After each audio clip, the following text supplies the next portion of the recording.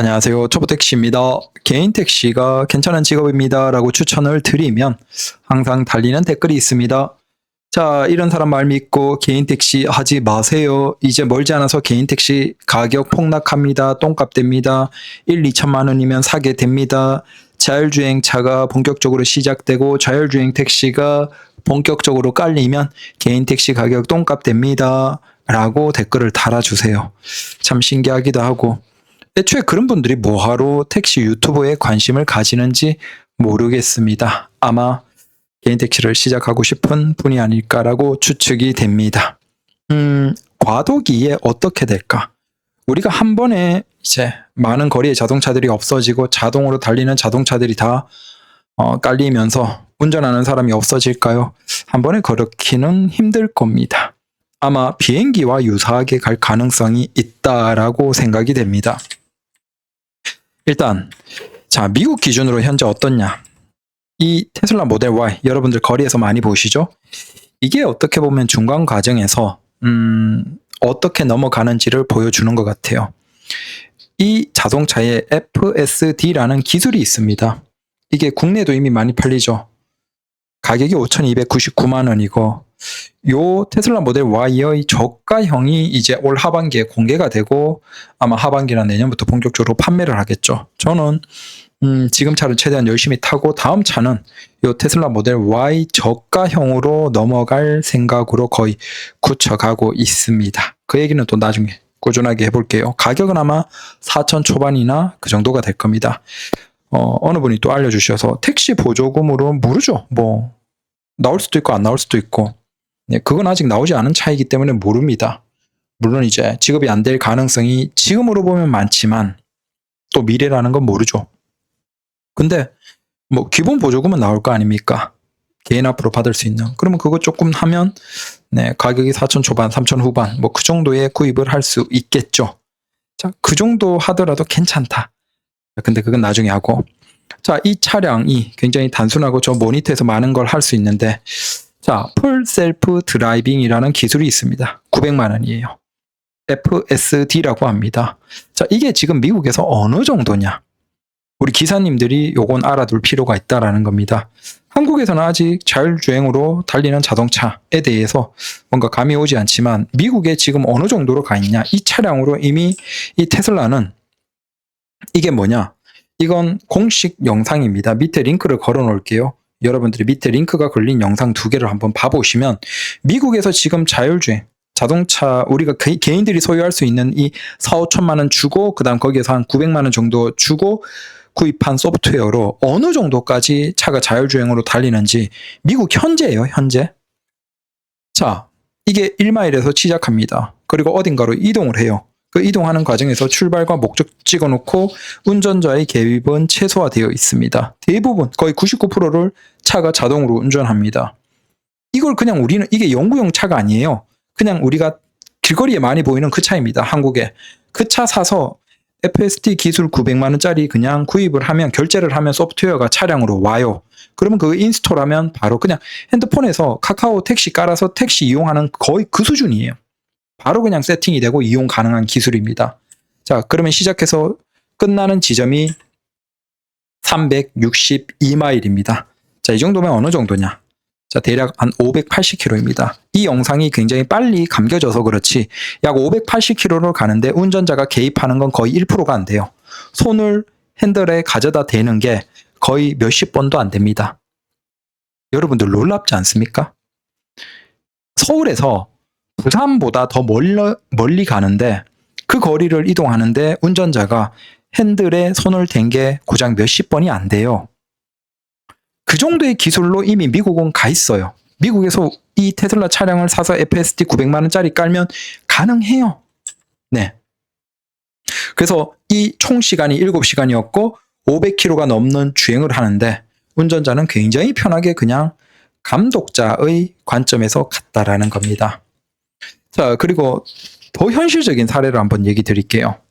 거기에 이제 다른 미국에서는 이미 테슬라가 너무 많이 팔리고 있고 이 FSD 기술을 많이 이용하고 있어요. 그 사람들의 후기입니다. 자, 이 사람은 댓글에 나는 방금 워싱턴주에서 캘리포니아 주를 가로질러 2,400km를 운행했는데 핸들을 한 번도 건드리지 않았습니다.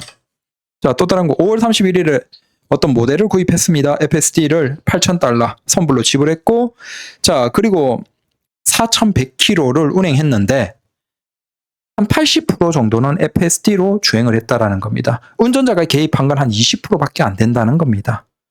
굉장히 적게 개입했죠. 자, 나는 2025년 3월에 모델 Y를 받았고 FSD를 매일 사용하고 있다. 자, 이게 없는 운전은 상상할 수 없을 정도다. 콜로라도 덴버 지역의 FSD가 제 운전의 99%를 담당한다. 정말 발전 속도가 놀랍다. 자, 이 사람은 아픈 아내를 집에 데려다주고 667마일, 900km 이상이죠. 거의 900km 가까이를 달렸는데 모텔을 예약하지 않고 2번이나 충전을 하고 바로 왔다라는 겁니다. 자, 피곤하지 않으니까 900km를 달리는데도 불구하고 중간에 모텔에서 원래 일반적인 자가용으로 내가 운전했으면 쉬어야 돼. 근데 안 쉬고 그냥 차에서 최대한 편하게 있으면서 집중하고 조금 피곤할 때 잠깐 전기 충전하면서 좀 쉬고 화장실 가고 그 정도로 그냥 한 번에 왔다라는 겁니다. 900km를. 자, 이게 지금 미국에서 지금 현재예요. 그러면 이게 뭐와 유사하냐 하면 바로 여러분들이 많이 타시는 여객기입니다. 여객기와 굉장히 비슷한 형태로 이제 자동차의 자율주행은 갈 거예요. 근데 여객기에 조종사가 있습니까? 없습니까? 있죠. 자, 이건 지하철도 마찬가지예요. 지하철에도 사실은 최근에 이제 깔리는 지하철은 운전자가 없어도 돼요. 그럼에도 불구하고 관리자 형태의 조종사, 기관사가 존재합니다. 근데 대부분은 자동으로 돌아갑니다. 자, 여객기도 마찬가지예요. 우리가 제주도로 가는 것도 그렇고 미국으로 가고 동남아로 많이 여행 가시잖아요. 그 대부분은 사실은 거의 97%, 98% 정도는 비행기가 자동으로 조종을 해요. 이미 지금도. 다만 그 조종사가 개입하는 게 뭐냐? 첫 번째, 이륙과 착륙. 자, 이륙과 착륙의 그 시점은 조종사가 조종을 합니다. 그다음 난류. 그러니까 난류가 심할 경우 조종사가 안정성을 유지하기 위해서 수동으로 조종 장치를 적극 개입한다. 자, 이건 마찬가지로 그 예상되는 경로, 자동으로 걸어놓은 경로에 날씨가 안 좋다 그러면 그걸 어느 쪽으로 우회할지 아니면 그대로 갈지 그런 것을 결정하고 수동으로 조정하는 것도 아니면 그냥 그대로 가는 것도 조종사가 결정을 합니다. 그 다음에 예상치 못한 상황에서도 조종사가 개입을 합니다. 자, 이걸 보면 어떻습니까? 지금 여객기가 이미 97, 98%가 자동으로 감에도 불구하고 특별한 상황에서는 인간이 필요해요. 근데 그 상황도 자동으로 할 수 있어요. 근데 자동으로 왜 안 할까요? 자, 아주 큰 대부분은 자동으로 할 수 있는데 문제는 아주 제한적인 그 특별한 상황에서의 모든 것까지 자동으로 하기 시작하면 우리가 97, 98%까지 가는 건 쉬운데 100%까지 자동으로 대응하기 시작하면 엄청난 뭔가 대응이 필요하다라는 거예요. 그래서 굳이 그 아주 소수의 한 3%, 2% 정도는 조종사에게 맡겨놓는 게 훨씬 낫더라라는 거예요. 굳이 100% 할 수 있지만 그러면 오히려 그 모든 상황에 대응하기 위해서 너무 많은 비용, 너무 많은 장치들이 들어간다라는 거죠. 그래서 제한된 꽤 안정적인 상황들, 그건 대부분 비행기에 자동으로 맡겨놓고 특별한 상황만 조종사에게 맡긴다. 자, 이게 지금 여객기예요. 이것과 우리 미래의 이제 자동차나 특히 이제 택시 같은 경우에는 유사하게 갈 겁니다. 여러분들, 우리는 지금 택시를 운행하고 있기 때문에 왜 그렇게 되는지 알죠? 손님이 타고 내리면 반드시 깨끗하지가 않아요. 굉장히 더럽기도 하고 지 멋대로 발도 하고 비 오는 날은 엉망진창이 되고 물건을 두기도 하고 사실은 우리가 신경 써야 될 인간이 뭔가를 대응하고 뭔가를 해야 되는 경우가 굉장히 많아요. 택시 일을 해보면 이게 안 해본 사람들은 자동으로 되면 이제 택시 기사 다 가격 폭락하고 개인 택시 똥값 돼 라고 얘기하지만 그 사람들 생각은 이거야.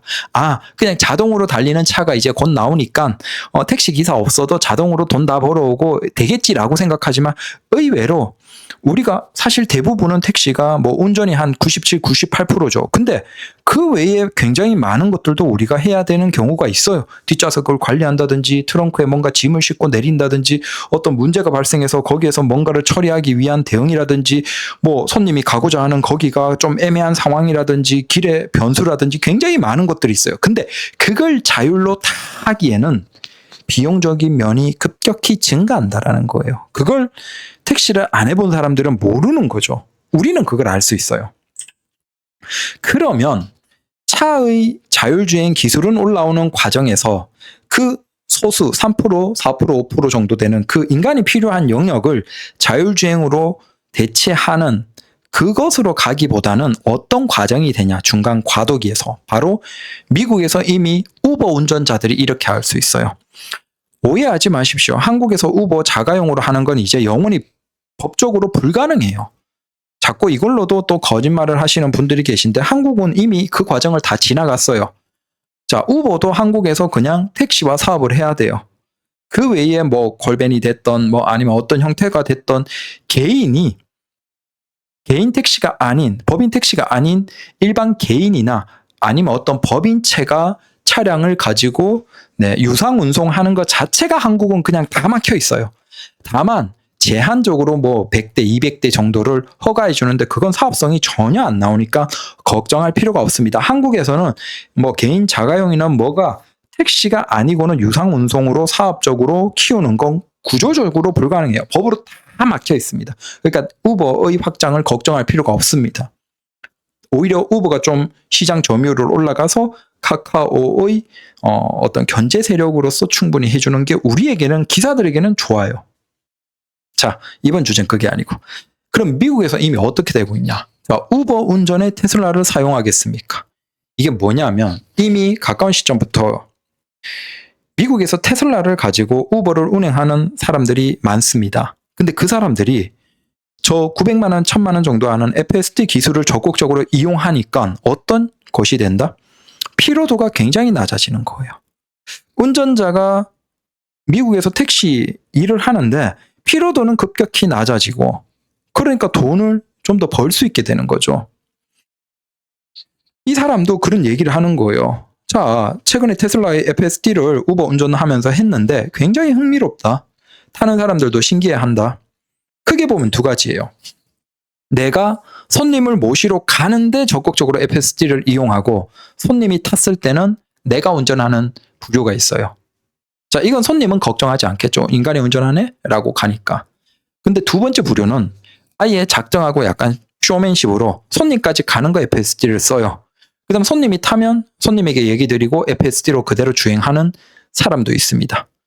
미국의 유튜브에 굉장히 많습니다. 자, 밑에 링크 걸어 놓을게요. 어느 미국의 우버 드라이버가 자기 유튜브 채널을 운영하는데 거기에서 자기가 실제 운행하고 있는 걸 매일매일 올려줘요. 뭐냐? 손님까지 가는 거 FSD 쓰고, 그 다음 손님이 타고 목적지까지 가는 거 FSD를 써버려요. 그러면 이 운전자는 실제 운전 개입하는 게 거의 운전 전체, 손님까지 가고 목적지까지 가는 데 있어서 거의 2%, 3%가 안 돼요. 핸들을 손을 대는 게 거의 10번, 20번이 채 안 됩니다. 그 정도인데 이미 벌어내고 있는 거예요. 다만 자기는 관리자의 관점에서 운전석에 앉아서 뭐 기능을 제어하고 뭔가를 해야 되기 때문에 그 역할을 하고 있는 것이죠. 이미 이런 운전자가 미국에는 나오고 있어요. 본격적으로.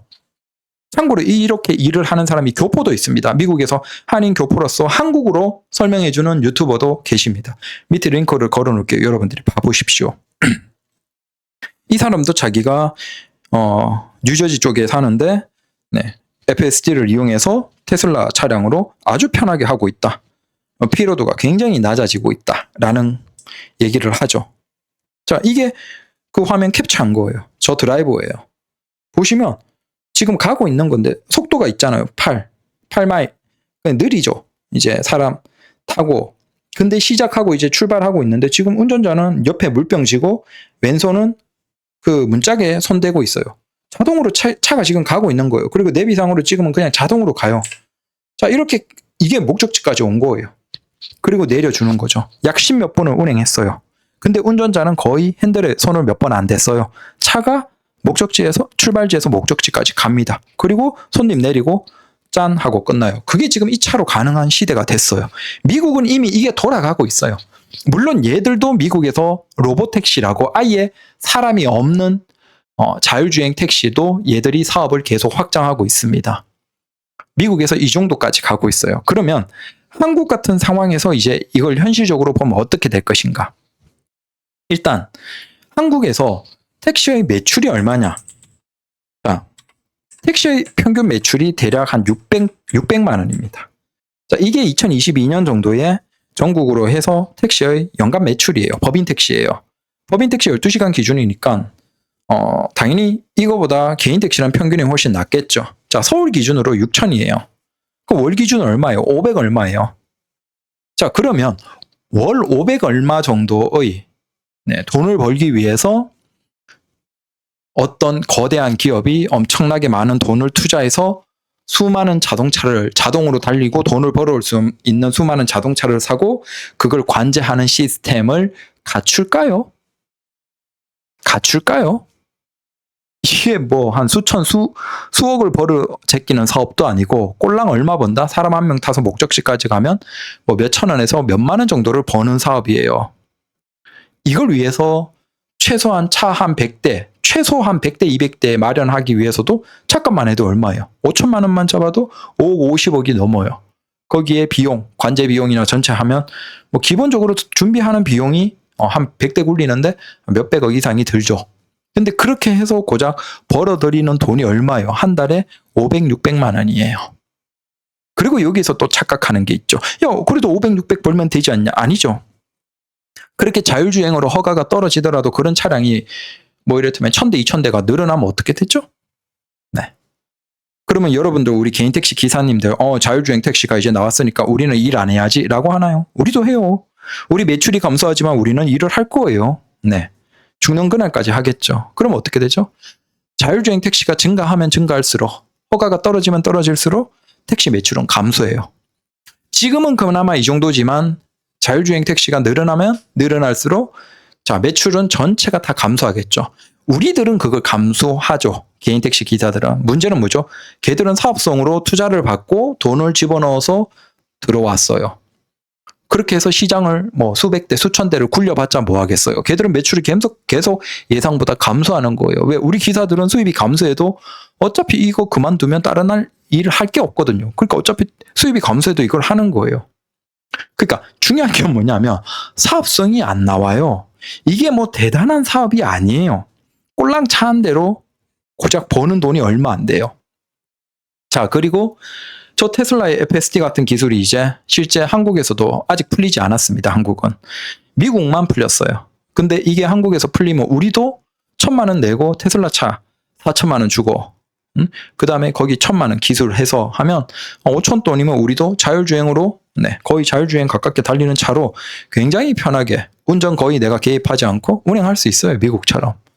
다만 이제 손님이 타면 불안해할 수 있으니까 손님까지 가는 건 자동으로 뚝 켜놓고 그냥 운전석에 앉아서 지켜보면 돼. 운전 안 해. 그냥 편하게 있어. 쉬어. 의자에 거실에 소파에 앉아 있는 것과 똑같아요. 그래서 손님 타면 그때만 운행을 하는 거야.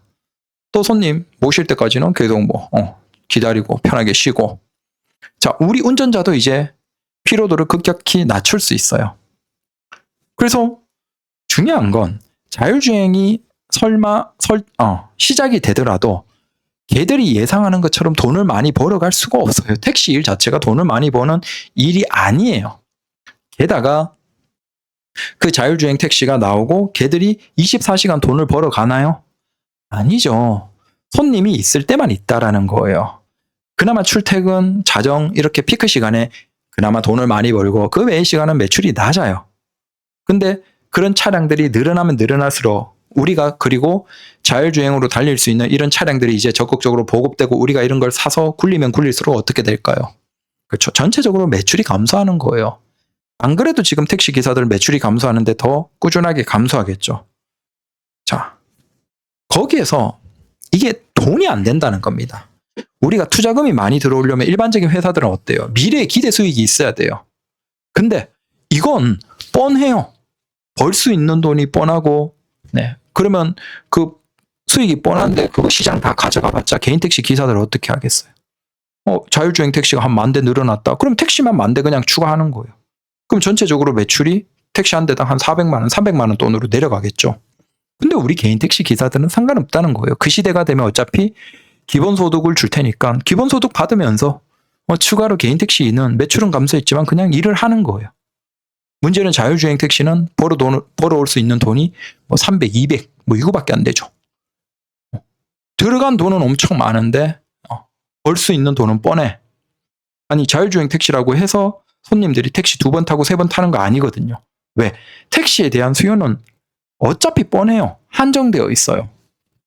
그리고 미래 가면서 택시의 수요는 계속 감소하는데 그러니까 시장이 뻔하고 돈을 벌 수 있는 게 없는데 거기에 엄청나게 많은 돈을 때려붓는 멍청한 인간이 없다라는 거예요. 착각하시는 거죠. 우리도 그만둘 이유가 없고 그리고 우리도 저런 차 사서 편하게 운전석에 오래 앉아있고 조금 더 해도 돼. 기존에 10시간 하시는 분들 11시간 해도 실제 운전하는 거 훨씬 적으니까 10시간 하시는 분들 12시간 해. 대신 거의 절반 이상은 앉아서 쉬는 개념이죠. 편하게 쉬다가 손님 타면 그때만 좀 운전하고 그렇게 하면 되죠. 그래서 자율주행 시대는 제발 좀 헛소리 하지 마시라. 네. 꿈 좀 깨시라. 이 자율주행 차가 이제 늘어나면서 개인 택시 가격이 폭락한다? 그럴 가능성은 현실적으로 없어요. 그리고 그런 시대가 오더라도 진짜 한 10년, 15년 뒤가 되면 그렇게 될 수도 있겠죠. 거리에 다니는 대부분의 자동차가 이렇고 그 다음에 이렇게 자율주행으로 웬만큼 기능을 다 하는 자동차가 가격이 한 1,000만 원, 2,000만 원 이 정도까지 내려오면 그때서는 가능할 수도 있겠죠. 근데 지금의 상황에서는 불가능해요. 오히려 그 과도기, 전환되는 과도기에 우리가 이제 이런 차량이 좀 싸게 이제 4,000만 원대로 진입을 하는 거예요. 그게 한국에서 언제 풀릴지 모르지만 풀리면 우리는 사실은 이 FSD 기능이 아니라도 이게 고속도로 상에서 어디에서 출발해서 목적지까지 가는데 굉장히 피로도를 낮춰줍니다. 그래서 제가 실험을 해보려는 게 그거예요. 이거 한 4,000돈 하고 우버 엑스라지도 될 테니까 꿀이죠. 그러면 그거 해서 공항으로 해서 운전하기 싫은 서울까지 갔다가 갈 때 내가 해야 되겠죠. 근데 올 때는 이걸로 편하게 고속도로 상에서 올리고 띠딩 해서 사실상 운전 게임 한 10번, 20번만 하고 그냥 운전석에 앉아서 최대한 쉬면서 눈만 보면서 급브레이크 밟을 준비만 하고 공항까지 또 와. 그 계속 반복해. 네. 그러면 피로도가 굉장히 낮으면서도 돈 벌고 또 이걸로 이제 컨텐츠 삼아 유튜브 하면서 돈 벌 수 있겠죠. 네. 그래서 실험해 보려는 거예요. 안 되면 자가용으로 쓰고.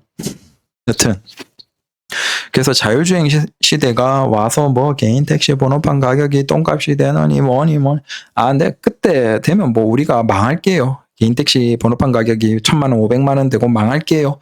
근데 그때까지 우리는 일을 하잖아요. 근데 그렇게 망하려고 고사 지내는 아마 그 댓글 쓰는 분들은 글쎄요. 그때 돼서 어차피 개인 택시 못 사실 텐데 사봤자 돈 못 벌어서 못 사실 텐데 기다려서 뭐합니까? 의미가 없는데. 죄송합니다. 네. 그래서 자율주행 시대는 걱정하지 마라. 생각하는 것처럼 그렇게 되지 않는다. 그리고 자율주행 운행하는 회사 사장님도 이제 본격적으로 구토 손님 한번 받아보세요.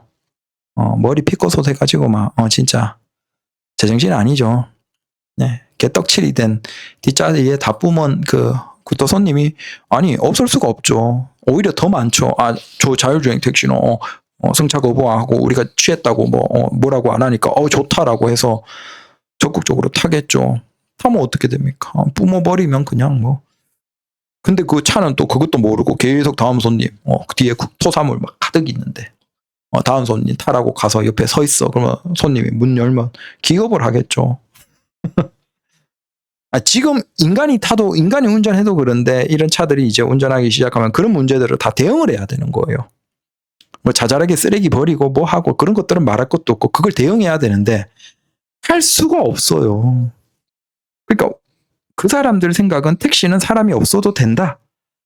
손님들이 모두 수준이 높아서 다 너무 깨끗하게 쓰고 한다. 근데 우리나라 화장실이나 우리나라 그런 것들 그렇습니까? 관리 안 되잖아요. 마찬가지예요. 운전자 뭐 없고 뭐 그러면 취객 타고 뭐 그러면 개판 5분 전 되죠. 네. 쓰레기 구석에 다 짱 박아 놓고 가고 또 뭐 하다가 쓰레기 같은 거 밑에 다 떨어뜨려 놓고 이해가 안 되지만 참 신기하게 사람들이 택시만 타면 쓰레기를 버리고 싶은가 봐요. 그래서 참 신기하게도 그냥 밖에 길에 차라리 그냥 길바닥에 버리면 되는데 꼭 그걸 택시 안에 가지고 와서 택시 안에 버리는 사람들이 있어. 이해가 안 되는데. 그런 걸 자율주행 택시면 그거 다 어떻게 하죠? 다음 사람 타면 막 쓰레기 막 있고 더러운 거 있고 그거 누가 매트 치우거나 뭐 의자 치우거나 하지도 않아. 더러운 거. 난 너무 기대돼요. 평점은 박살이 나겠죠. 한국의 자율주행 그 택시 너무 더러워요. 관리가 안 돼서 진짜 쓰레기예요. 토나물 있는 거 그거 치우지도 않고 자동으로 나보고 타라고 앞에 왔는데 기겁을 했습니다. 막 그렇게 되겠죠. 그리고 짐도 안 실어줘. 아니 물론 지금도 뭐 실어주는 게 의무는 아니지만 짐도 안 실어줘. 짐도 싣고 내리는데 막 고달프고. 여튼 그렇습니다. 걱정하지 마시라. 네, 꿈 깨시라. 아마 자율주행으로 돌아가는 택시가 돈 다 벌어오는 그 시대가 되기보다 우리가 무덤으로 가는 날이 더 빠를 겁니다. 그냥 그때까지 우리는 그냥 개인 택시 열심히 하면 되는 거예요. 감사합니다.